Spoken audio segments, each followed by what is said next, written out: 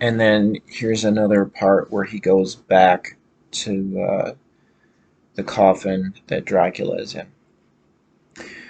The great box was in the same place, close against the wall, but the lid was laid on it, not fastened down, but with the nails ready in their places to be hammered home.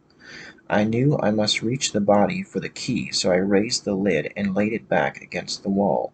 And then I saw something which filled my very soul with horror.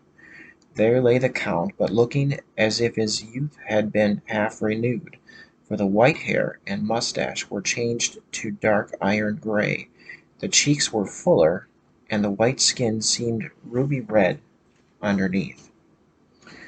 The mouth was redder than ever, for on the lips were gouts of fresh blood, which trickled from the corners of the mouth and ran over the chin and neck. Even the deep burning eyes seemed set amongst swollen flesh, for the lids and pouches underneath were bloated. It seemed as if the whole awful creature were simply gorged with blood. He lay like a filthy leech, exhausted with his repletion.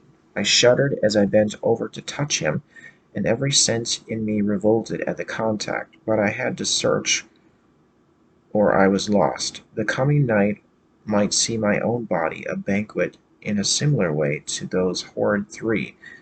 I felt all over the body, but no sign could I find the key. Then I stopped and looked at the Count. There was a mocking smile on the bloated face, which seemed to drive me mad. This was the being I was helping to transfer to London, where perhaps for centuries to come he might amongst its teeming millions satiate his lust for blood, and create a new and ever widening circle of semi-demons to batten on the helpless. The very thought drove me mad.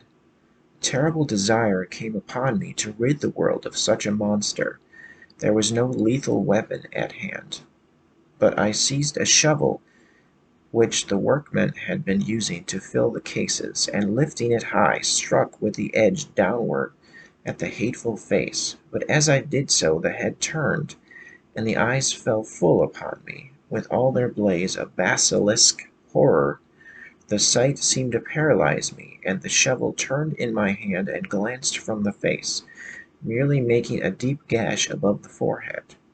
The shovel fell from my hand across the box, and as I pulled it away, the flange of the blade caught the edge of the lid, which fell over again, and hid the horrid thing from my sight.